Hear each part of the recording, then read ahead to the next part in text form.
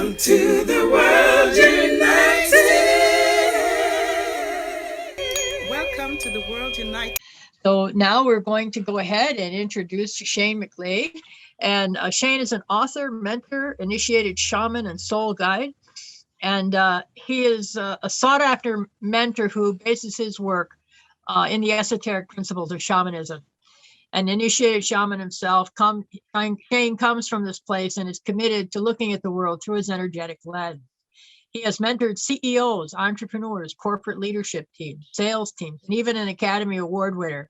He is quick to admit that he has a soft spot for helping startups, shifting careers or those tired of the corporate life, and wanting to create a positive change in their lives.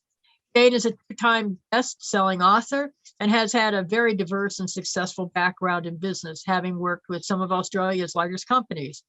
Shane's work is all about helping people transform and shift through the constantly changing world we now find ourselves in. His understanding of the energies of these times are an asset to those he engages with. Trained by holy men and women from around the world, Shane applies these sacred teachings and disciplines to his clients and students in a way that they can apply them to their lives, helping them achieve their goals and dreams. He now works with business owners, corporate leaders, their teams, and everyday individuals, helping them live their best lives with the esoteric tools and wisdom he has learned over the decades. He has toured extensively, speaking at events including Mind, Body, Spirit Festival, Heal Yourself Expo, and Life Talk events, along with his own sellout Thirsty Road show in 2018, and is committed to helping people fulfill the amazing purpose for which they have come. His session topic today is Spiritual Awakening, a Shamanic Perspective, and welcome, Shane. Thank you, Deb. Thank you, everybody. It's really good to be here. And global transformation, well, the world is transforming and the world is shifting. And as a result of that, so are we as individuals. So I do, as Deb said, I do come from a shamanic perspective. That's been my journey that has led me to that place.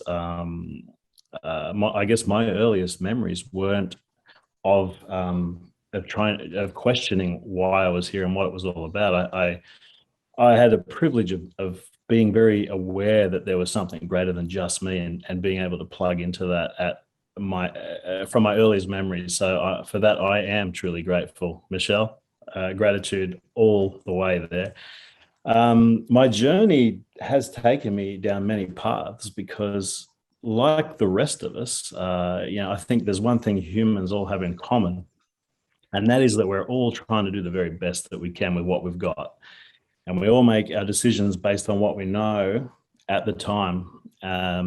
So my journey led me into theology. I studied theology at university level and became a pastor in mainstream Christianity. So that was a long way from shamanism and a long way from where I am today, but it was part of the journey, part of the learning, part of the molding and the experiences I needed at a soul level. One of my mentors once told me that it's what you learn after you know it all that really matters. And I remember reaching that point in my life when it was, what else is there to know? I've done all this theological studies. I don't really, nobody can really agree on any of it. So what else is there? And it was that point in my life that opened the doors to true seeking, true searching, and true unfolding and unwrapping this beautiful gift called life. From the perspective that I come, I truly believe that we're all here to learn and to expand our awareness around who we are, what this journey is about, and what it is we're actually doing here, and how that's connected to what comes next. So I hear a lot of people talking about spiritual awakening, and I think a lot of people have asked me over the years, how do I become more spiritual? And my response to those people is that, well, you can't become any more spiritual than what you are today. It's your awareness and your acceptance around those things that expands and develops and matures. And that's what guides us, that's what leads us, and that's what takes us deeper into that world of the unknown, of the mystery. I'm a very, very big acknowledger of the energies that we're in.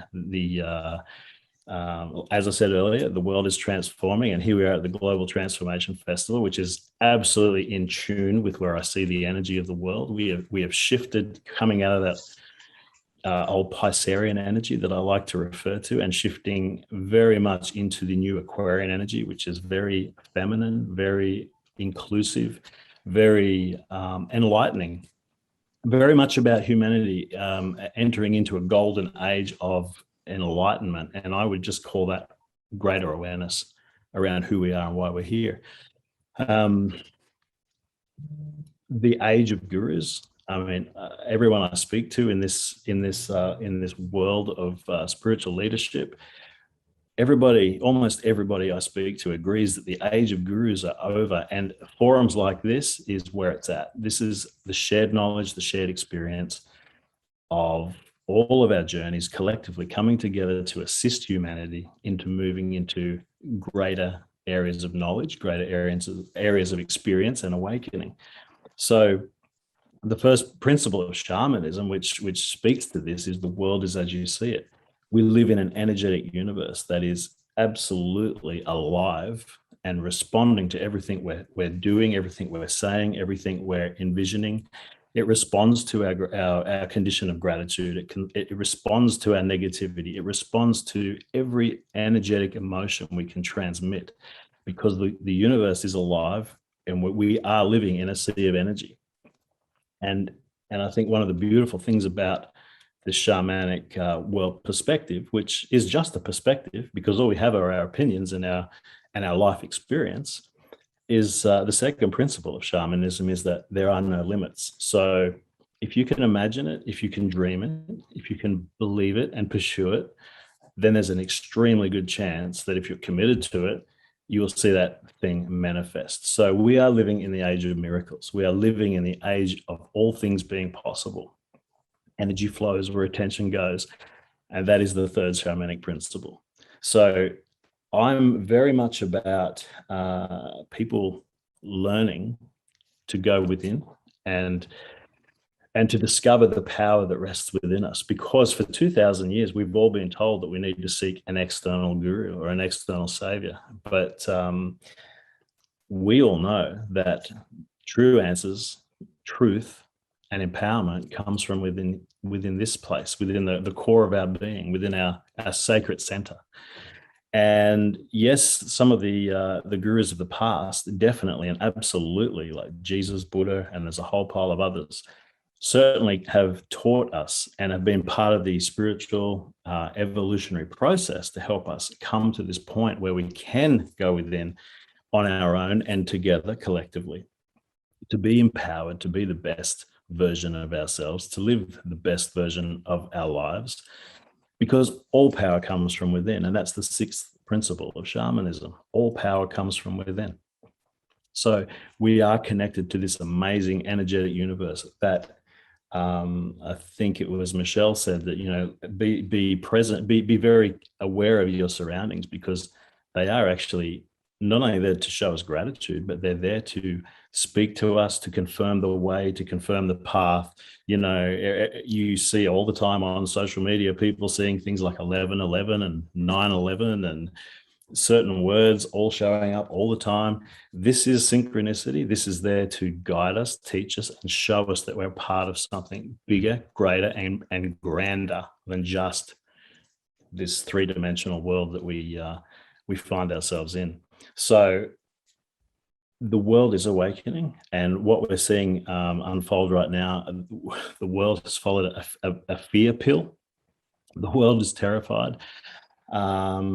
Fortunately, I see hope, I see positivity, I see good things happening. I see this as a very, you know, I mean, it depends on where you are in the world, I know, but I do see this as a very gentle and subtle way of moving out of old control structures and rigid belief and control systems into the new age of Aquarius, the golden age that's been prophesied by countless religions, cultures, and people throughout the ages and across the planet. So there's no denying where we are. There's no denying where we're heading. It's exciting. It's inspiring, and we're all part of it. And I think the biggest thing that we as individuals need to come to terms with and realize is that we are each here to play a very important and very critical role in this beautiful unfolding. And I'm very excited by that. I'm very frustrated as well by some of the things that are unfolding in the world, as I'm sure you are, because that's our human nature. But my message and my encouragement to everybody is that it's all going to be okay. We are all going to be okay. Humanity as a whole and collectively have survived far worse than what we're seeing right now. And I'm sure that you would all agree that if we turned off televisions, shut down some social media, and stopped listening to a very small select group of scientists, we would all agree that it's not as bad as it's being made out to be. But what we're seeing is this beautiful opportunity for the world to shift and change. And that is unfolding. And that is what we all need to focus on and hang on to. It's very easy to become negative and invest our energies there. But remember, energy flows where attention goes. So we need to take responsibility. And that's a word that, well, there's two words I find that get a little bit of resistance in the spiritual community, and that is accountability and responsibility. We tend to have a McDonald's drive-through mentality when it comes to our spirituality at times, where we just want to go through drive-through, throw the money and get the heck out of there with our coffee and our hamburger or whatever it might be. But you know what? We need to take responsibility for who we are, for how we respond, not react. We need to respond to what's happening in the world. We need to be the light that shines and outshines the darkness. And if we can do anything and leave any kind of mark on this world, that's the mark we need to leave. We need to be love. We need to come from a place of love, forgiveness, peace. We need to be that in this world of relatively darkness at the moment, because there is hope. And we are, in many cases, we are the hope. We are the antidote to a lot of this fear. And that's the responsibility and accountability that also rests on our shoulders as well, because we can become very much involved in that negativity and into that reaction of what's going on if we so choose. But I have good people around me, Robin included, who keeps me grounded on the path of positivity, and that's why we created the Truth Awakening community, so that we had another forum just like this where people could come and have their tires pumped up and feel like they weren't alone, that they were part of something bigger than just themselves. And so to Deb and your team, from my heart to yours, I'm truly grateful that you've done this, because this is so in alignment with where my heart is and where so many other people are focusing their energies. This is really about a global transformation. And Gandhi's been quoted before. Gandhi did say, be the change you want to see in the world. And so thank you, Deb, for allowing all of us this opportunity to be that change. So thank you, everybody. I hope that's something to empower you and help you on your journey. Thank you, Shane, very, very much. Yes, I'm very inspired by your words, very, very much. And Grandmother Perisha defines responsibility as responding with the ability. And so I think you may like that. And also how she points up, she did in the intro, we each have a unique fingerprint. So we each have a unique contribution, and we're all vital. So I hear that. Everyone is bringing the same message, but in their own unique language, way, and perspective. And I just am truly loving. I'm simply a moderator. Great Thanksgiving to Marianne Love and Geraldine Dalby and all the organizers, Dr. Yugandhar. This is an amazing experience, as you say. And I invite you, while I'm thinking of it, all to come back for the closing, if you'd like, at 3:30 your time. And let me take care of something here for the moment. Let's see. Hopefully I will bring up now the perfect one that I'm looking for. We have Angela looking for yours. Let's see if I can get that in. Share screen. And 7 more. I think this is the one I want. And There you are. So we thank you very much. That will be emailed to you. And again, looking forward to our discussion here at the end. And so in the meantime, I want to go ahead and stop the share and give an introduction to Angela Mcmillan, our final speaker. Angela is an author. Let's see, am I off of stop share? Here we go.